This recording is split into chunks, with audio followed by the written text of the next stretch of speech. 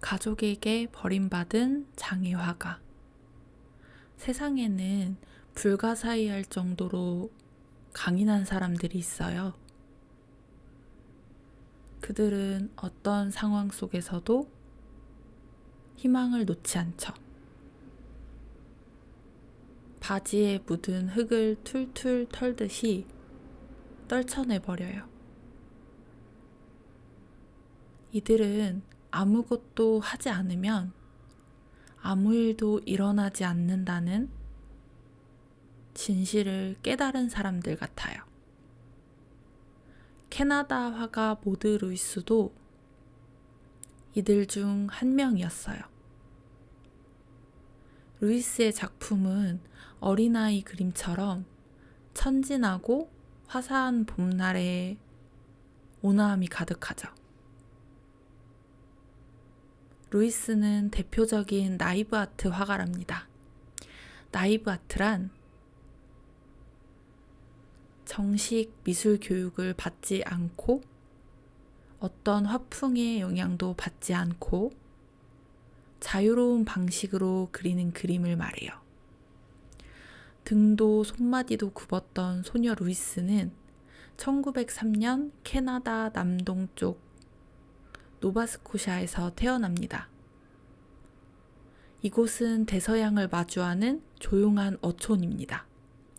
루이스는 평생을 이 마을에서 살았어요. 가까운 곳에 소풍 가기도 불편한 몸을 갖고 태어난 루이스는 선천적인 장애가 있었죠. 류마티즘 관절염 때문에 몸 군데군데가 뒤틀렸고 어깨는 움츠려들었으며 체격도 많이 왜소했어요. 아이들은 때로는 너무 순수해서 어른보다 잔인하다고 하죠. 동급생들은 몸이 불편한 루이스를 괴물 보듯이 쳐다봤고 루이스는 학교 생활에 잘 적응하지 못하게 됩니다. 결국 학교 다니기를 포기했고 부모님은 홈스쿨링으로 루이스를 교육해요. 어쩌면 이 시기가 루이스의 삶에서 제일 따뜻한 계절이었을 거예요. 가족은 화목했고 루이스는 30살 초반이 될 때까지 안전한 울타리 안에서 보호받으며 자랐죠. 30살이라는 시간 동안 순탄하게만 살았던 건 아니었어요. 20대 시절 루이스는 딸을 출산하게 됩니다. 아버지가 누군지는 불분명했죠. 부모는 딸을 아꼈지만 루이스를 독립적인 인간이 아니라 보호해야 할 대상으로 여겼어요. 몸이 불편한 딸이 혼자서 아이를 키우는 건 불가능하다고 판단했죠. 결국 루이스에게 아이가 죽었다고 거짓말을 하고 아이는 엄마의 의지와는 상관없이 다른 가정으로 보내지게 됩니다. 그런 루이스의 울타리가 무너진 건 1935년이었어요. 아버지가 세상을 떠나고 2년 후에 어머니마저 아버지를 따라갔죠. 루이스의 오빠는 유산을 독차지했어요. 장애가 있는 루이스를 숙모집에 맡겨버리죠. 숙모집에서 루이스는 짐짝이나 다름없었어요. 매일매일 눈칫밥을 먹던 루이스는 독립을 꿈꾸고 있었죠. 어느 날 전단지 구인 공고를 보게 됩니다. 집안일을 해줄 사람을 구하는 공고였고 루이스는 이 기회를 놓치지 않고 거기에 적힌 주소로 가게 되죠. 낡고 작은 오두막이었어요. 똑똑 노크를 하고 그곳에서 에버렛이라는 남자를 만나게 됩니다. 에버렛은 외톨이였어요.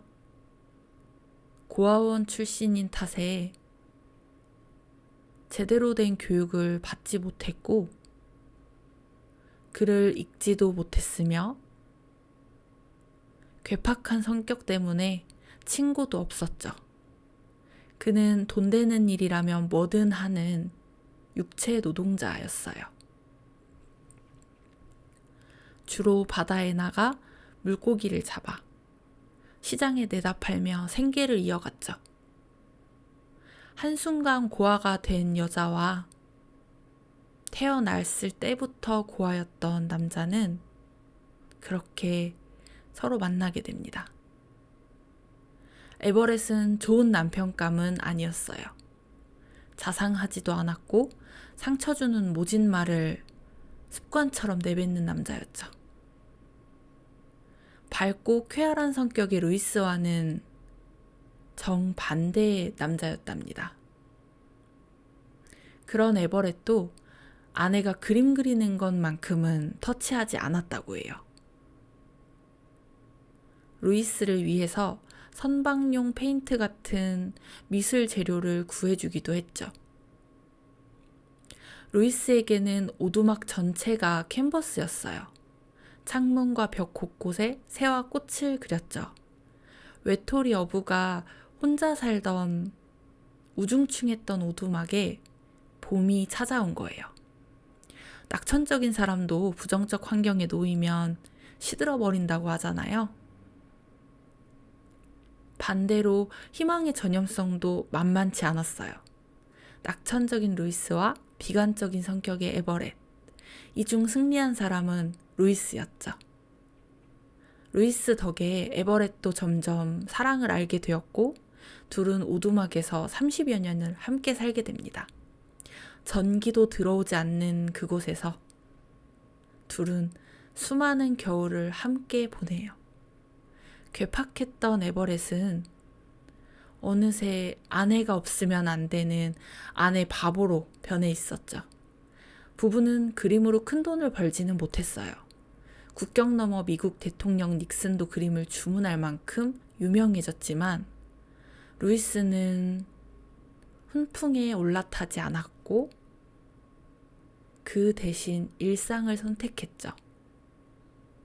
고향에 머물면서 이웃을 위해 $5짜리 그림을 그리는 생활을 선택하게 됩니다. 루이스의 그림은 처음부터 마지막까지 평온함을 유지해요. 하지만 그림과 달리 루이스의 몸에는 건강한 사람보다 시리고 추운 겨울이 더 빨리 찾아오게 돼요. 갈수록 몸이 더 굳어갔고 걸음은 점점 더 느려졌고 붓을 쥐는 손가락 마디마디가 성한 곳이 없었죠. 하루가 다르게 약해졌고 결국 1970년 폐렴으로 남편 곁을 떠나게 됩니다. 누구나 살다 보면 자신이 만든 감옥에 갇힌 듯한 막막함을 느끼는 순간들이 찾아오죠. 칠흑 같은 어둠 속에서 허둥지둥 헤맬 때도 있죠. 이 고통이 영원할까봐 불안에 떨며 잠드는 시간들도 수없이 많았을 거예요. 루이스 역시 그랬을 거고요. 장애를 안고 태어났고 부모님을 잃었으며 형제에게 배신당했고 가족인 숙모 역시 그녀를 엄청 무시했거든요. 하지만 마지막에 숙모가 이런 말을 해요. 우리 중에 너만이 행복을 찾았구나. 루이스의 삶은 가시밭길의 연속이었지만 루이스는 꿋꿋하게 꽃길을 그려버리죠. 이 이야기는 포기하지 않고 칠흑 같은 어둠 속에서 스스로 자신을 구원한 여성의 이야기이며 우주의 신비만큼이나 경이로운 이야기라고 전하고 싶습니다.